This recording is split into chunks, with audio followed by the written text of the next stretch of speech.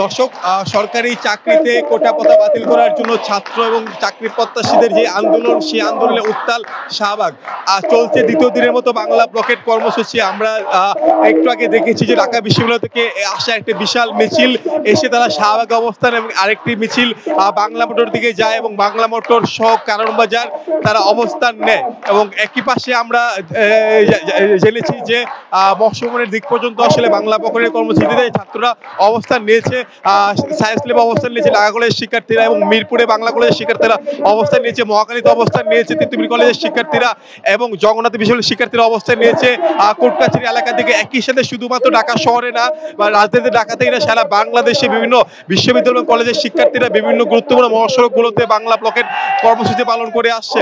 আপনারা জানেন যে 2018 সালে ছাত্রদের আন্দোলনের পরিপ্রেক্ষিতে জনপ্রশাসন মন্ত্রণালয় একটি পরিপত্র জারি করে, যে পরিপত্র জারি ছিল সরকারি চাকরিতে সকল প্রকার কোটা প্রথা বিলুপ্ত ঘোষণা করা হয়। কিন্তু পরবর্তীতে মুক্তিযুদ্ধের কিছু সন্তান 2021 সালে হাইকোর্টে এই পরিপত্র বাতিল করার প্রেক্ষিতে হাইকোর্টে রিট আবেদন করে, এবং তার রিট এর রায় হিসেবে 2024 সালের 5 জুন হাইকোর্ট সেই পরিপত্রটি বাতিল ঘোষণা করে এবং সরকারি চাকরিতে কোটা প্রথা পুনর্বহাল রাখা হয়। এবং এর পরবর্তীতে আসলে ছাত্ররা এবং চাকরি প্রত্যাশীরা আন্দোলনে ফেটে পড়ে। আমরা রাস্তায় কেন? এখন আমাদের তো পড়াশোনা শেষ করে আমরা অবশ্যই কোনো না কোনো চাকরিতে যাব। তো আমাদের যাদের কোটা নেই, আমি না হয় নারী কোটা বা যারা অন্যরা আছে যাদের কোটা নেই, তারা কি করে চাকরি? আমরা যদি চাকরি না পাই, আমাদের তো ফিউচারের কথাও ভাবতে হবে। কাপড় পরার কারণ হচ্ছে যে হয় কোটা প্রথাকে কবর দিয়ে দেন, না হলে আমরা যারা পড়াশোনা করছি, আমরা যারা মেধার ভিত্তিতে লড়াই করার চেষ্টা করছি, আমাদেরকে কবর দিয়ে দেন।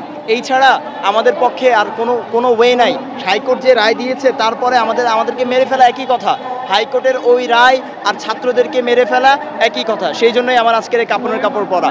চূড়ান্ত পর্যায়ে হিসেবে আসলে আমরা আজ দেখতে পাচ্ছি তারা বাংলা ব্লকের মতো হার্ডকোর কর্মসূচি পালন করছে এবং তারা সারা রাজধানী ঢাকার বিভিন্ন গুরুত্বপূর্ণ পয়েন্ট তারা আসলে দখল করে নিয়েছে। আমরা জানি যে গতকালও তারা বাংলা ব্লকের কর্মসূচি পালন করেছিল এবং প্রায় 5 ঘন্টা তারা বিভিন্ন রাজধানীর গুরুত্বপূর্ণ রাস্তা দখল করার পরে তারা আসলে আজকের কর্মসূচি ঘোষণা দিয়ে তারা রাস্তা ছেড়েছিল। আজকে আমরা জানি যে তারা অলরেডি ঢাকা শহরের বিভিন্ন গুরুত্বপূর্ণ পয়েন্টগুলো তারা অবস্থান নিয়েছে। আপনারা দেখতেই পাচ্ছেন চাকরিতে কোটা প্রথা বাতিলের যেই দাবি, সেই দাবি নিয়ে সে এক দফা দাবি নিয়ে ছাত্র সমাজ শাহবাগে উত্তাল। শুধু শাহবাগে না, শাহবাগ সহ সারা বাংলাদেশের বিভিন্ন গুরুত্বপূর্ণ সড়ক মহাসড়কগুলোতে অবস্থান নিয়েছে বিভিন্ন বিশ্ববিদ্যালয় এবং কলেজের শিক্ষার্থীরা।